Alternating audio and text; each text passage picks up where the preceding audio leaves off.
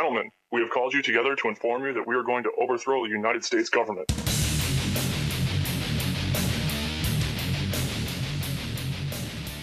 you still think that... Improving our healthcare system only works if everybody does their part. And while there remains some significant details to be ironed out, I believe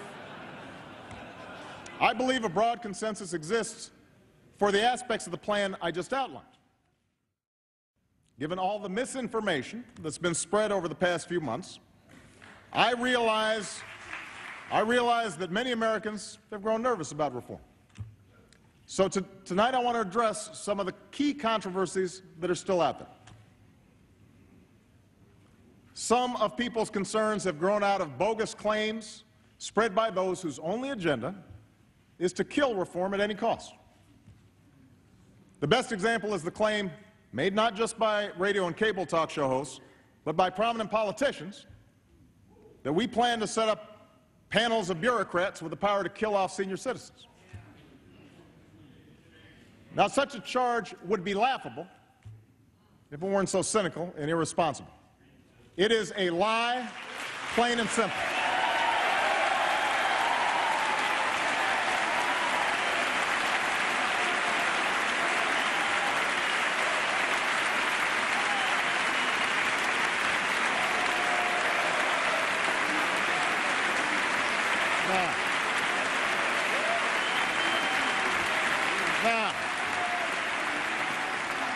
There are also those who claim that our reform efforts would ensure illegal immigrants. This, too, is false. The reforms I'm proposing would not apply to those who are here illegally. Would not apply to those who are here illegally. Would not apply to those who are here illegally.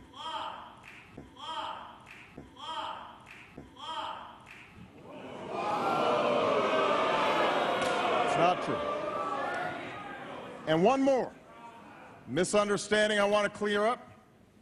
Under our plan, no federal dollars will be used to fund abortions, and federal conscience laws will remain in place. Now,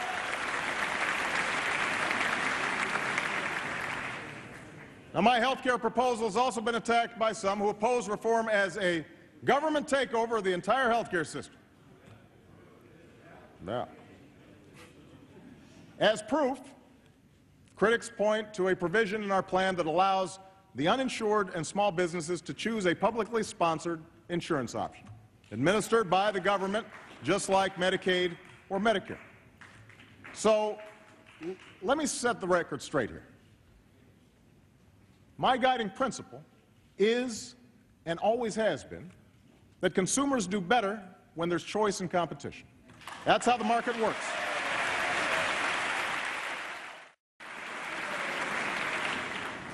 Unfortunately, in 34 states, 75% of the insurance market is controlled by 5 or fewer companies.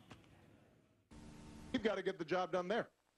And that requires us to have enough troops that we're not just air raiding villages and killing civilians, which is causing enormous problems there. Air raiding villages and killing civilians, air raiding villages and killing civilians, air raiding villages and killing civilians, which is causing enormous problems there.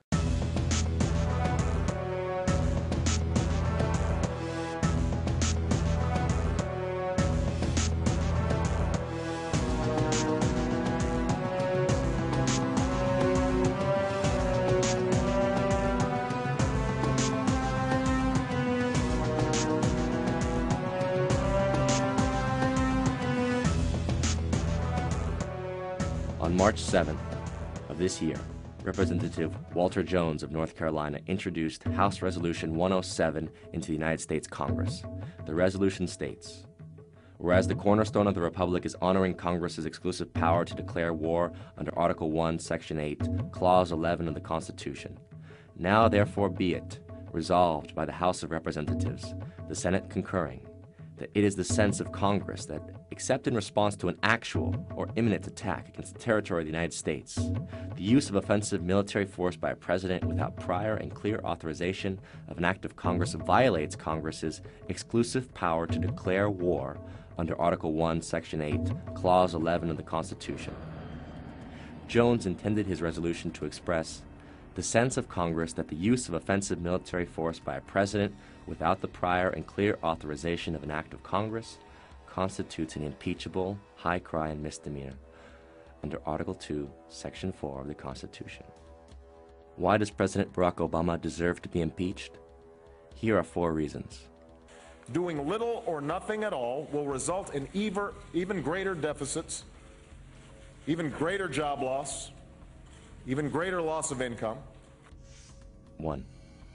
The Obama administration not only endorsed the 2008 bailout policy, the funds from which did not go either to homeowners or for taxpayers' protection, but rather to the consolidation of private banks, many of them in Europe. There was no investment of any meaningful type in the physical economy. There was no protection of the American people, but rather an illegal commitment made on behalf of private banking institutions to commit the American people to paying a debt that the American people did not accrue. The trillions of dollars that were pledged to the private banking sector are backed by the assets belonging to the American people.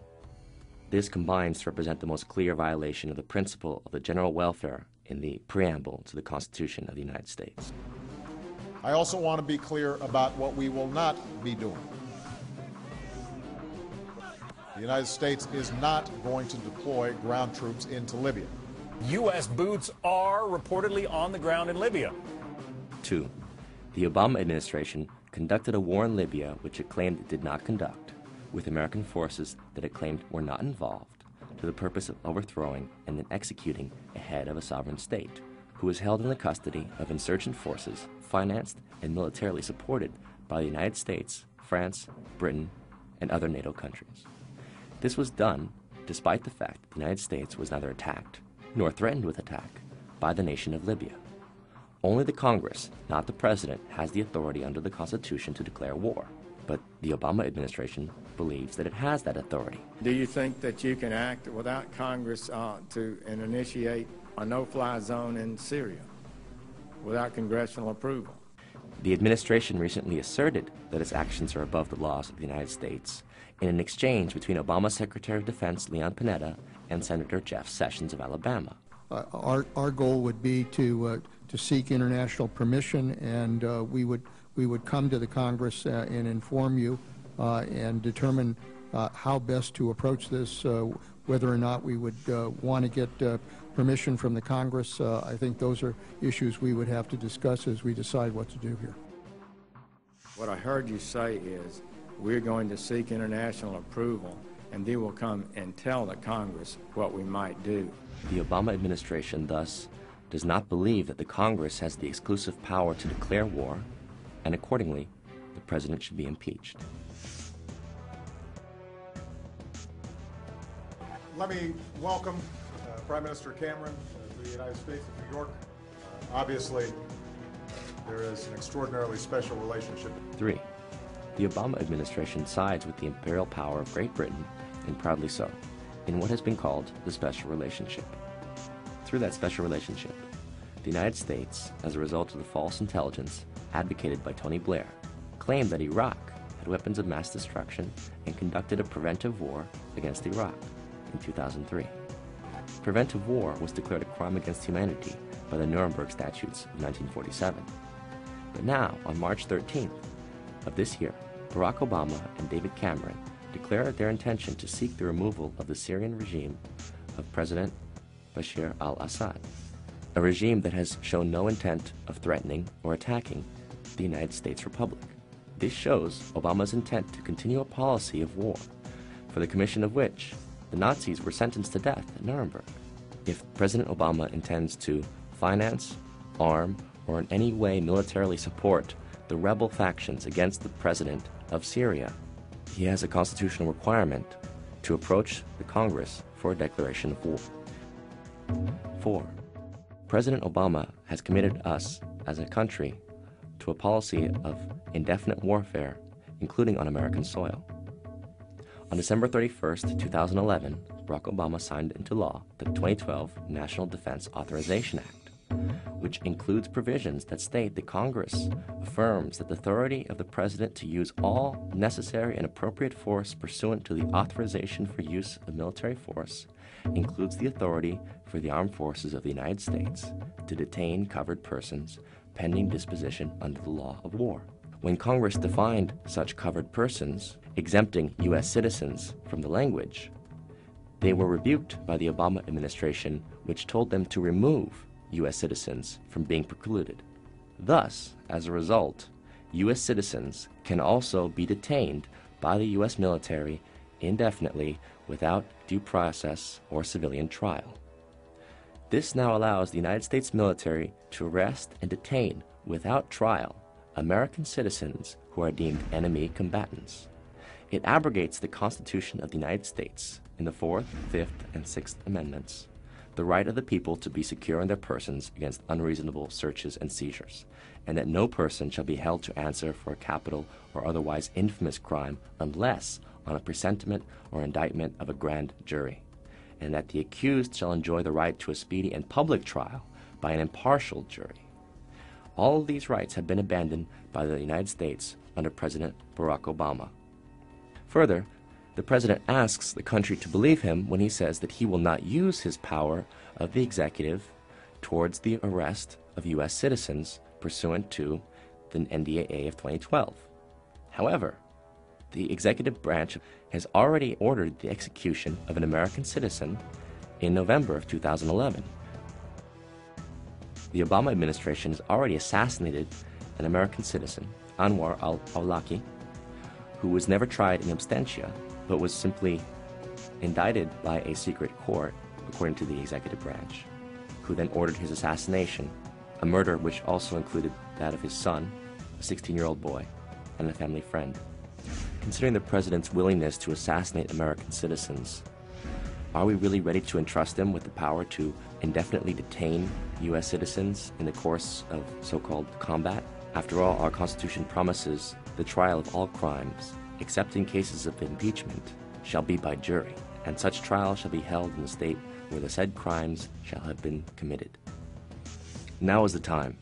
If we choose to surrender our republic to the machinations of dictatorship for fear of external threats, terrorism, and other amorphous enemies, then we do not deserve the republic which was given to us by our forefathers and promised to us based on the pledge that it is a republic of the people, by the people, and for the people.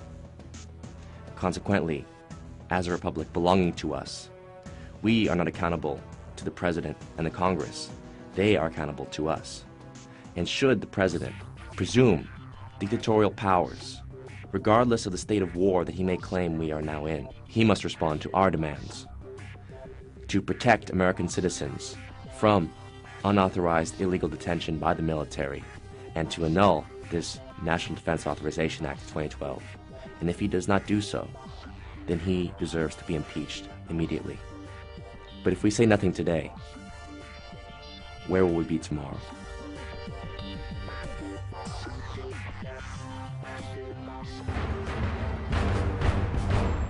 Ask yourselves, what are you doing in this time of great challenge? What are you doing to unlock minds?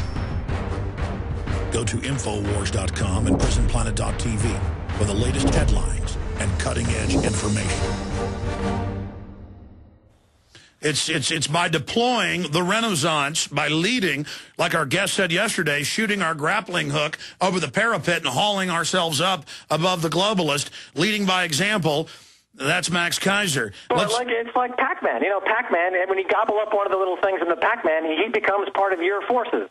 So every time it goes higher, more of the globalists switch sides because they don't want to get in front of this freight train and get killed. They're like, silver's going to 500, I'm getting into silver. All right, they're converting and they're joining the forces. Well, it's like Pac-Man. You know, Pac-Man, when you gobble up one of the little things in the Pac-Man, he becomes part of your forces. So every time it goes higher, more of the globalists switch sides because they don't want to get in front of this freight train and get killed. They're like, silver's going to 500. I'm getting into silver. All right, and they're converting and they're joining the forces. It's like Pac-Man. You know, Pac-Man, when you gobble up one of the little things in the Pac-Man. It's like Pac-Man. It's like Pac-Man. It's like Pac-Man. It's like Pac-Man. It's like Pac-Man.